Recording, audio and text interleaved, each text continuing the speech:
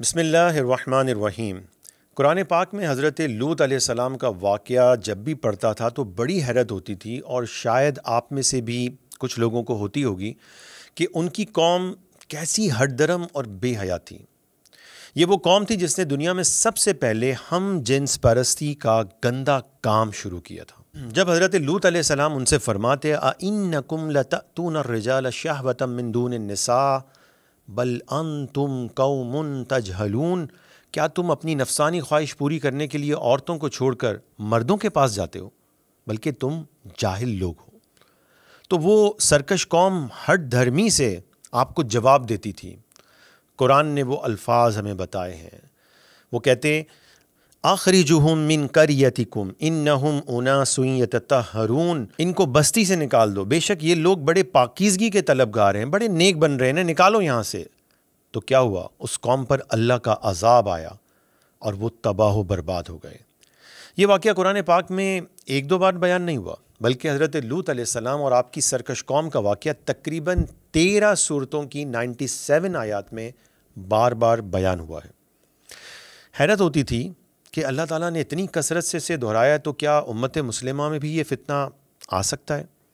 اللہ کے نبی صلی اللہ علیہ وسلم نے بھی فرمایا کہ مجھے اپنی امت کے بارے میں سب سے زیادہ جس چیز کا خوف ہے وہ قوم لوط کے عمل یعنی ہم جنس پرستی کا ہے۔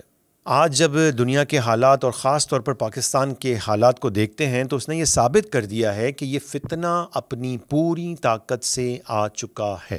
آپ کو یہ سن کر حیرت ہوگی، جو قانون بیرونی مداخلت اور پاکستان میں موجود دجال کے شیطانی سیاستدانوں نے نافذ کیا تھا، یعنی ٹرانسجنڈر ایکٹ 2018، اسے 19 مئی 2023 کو وفاقی شرعی عدالت نے شریعت کے خلاف قرار دے دیا ہے۔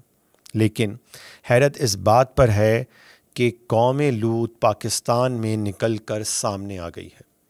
قوم لوط کی طرح کے ہٹ دھرمی کے لوگ بھی یہاں سامنے آئے اور انہوں نے اس حرام قانون کو دوبارہ بحال کرنے کے لیے سپریم کورٹ میں اپیل دائر کر دی ہے۔ یہ قوم لوط والی ہٹ دھرمی نہیں ہے تو اور کیا ہے؟ یاد رکھیں، حضرت لوط علیہ السلام کی قوم کے ان تمام افراد پر بھی عذاب آیا تھا، جو اگرچہ یہ غلیظ کام نہیں کرتے تھے لیکن وہ ان کاموں کو برا بھی نہیں سمجھتے تھے اور ان پر راضی رہتے تھے۔ اور یاد رکھیں کہ اس خبیث جمہوری نظام میں آپ کی خاموشی، آپ کی اس گناؤنے خبیث کام کے لیے رضامندی سمجھی جاتی ہے۔ اب امتحان آپ کا ہے، کیا آپ خاموش تماشائی بنے بیٹھے رہیں گے یا اللہ کے نبی حضرت لوط علیہ السلام کی طرح اس فتنے کا مقابلہ کریں گے؟ یہ واقعات ویسے ہی قرآن میں نہیں آئے، یہ ہمیں ترغیب دیتے ہیں کہ ہم اللہ کے نبیوں کے راستے پر چلیں۔ اب آپ پوچھیں گے کہ بھئی ہم کیا کر سکتے ہیں؟ حیرت ہے، لائٹ چلی جائے تو آپ سڑک بند کر کے احتجاج کر سکتے ہیں، لیکن اللہ کی حدود کو پامال کیا جائے تو کچھ نہیں کر سکتے۔ بھائی آپ سوشل میڈیا پر کم از کم آگاہی مہم چلا سکتے ہیں، اس گناہ عظیم کے خلاف لکھیں اور ایسی ویڈیوز کو شیئر کریں تاکہ لوگوں میں شعور بیدار ہو۔ الیکشن قریب ہیں، آپ صرف نیک لوگوں کو ووٹ دیں، اور خاص طور پر اس طرح کے قوانین نافذ کرنے والی لبرل سیکولر جماعتیں جیسے مسلم لیگ، پیپلز پارٹی اور پی ٹی آئی، اور ان کے جو ساتھی ہیں، ان کے مددگار ہیں، چاہے وہ نام نہاد مذہبی اور غیر مذہبی جماعتیں ہی ہوں، انہیں ہرگز ووٹ نہ دیں۔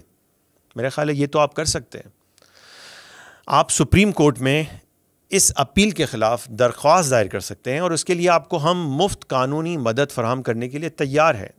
ہم چاہتے ہیں کہ اس اپیل کے خلاف ہزاروں درخواستیں داخل کی جائیں۔ اب صرف باتیں نہیں، افسوس نہیں، عمل کا وقت ہے۔ تو میں گزارش کروں گا کہ تمام خواتین و حضرات آگے آئیں۔ آپ اس مقصد کے لیے ہم سے رابطہ کر سکتے ہیں۔ آئیے حضرت لوط علیہ السلام کی طرح انہی کے الفاظ میں ہم بھی اعلان کر دیں، انی لعملکم من القالین، بے شک میں تمہارے عمل سے بیزار ہونے والوں میں سے ہوں۔ اور حضرت لوط علیہ السلام ہی کے الفاظ میں دعا کر لیں، رب انصرنی علی القوم المفسدین، اے رب تو فساد انگیزی کرنے والی قوم کے خلاف ہماری مدد فرما۔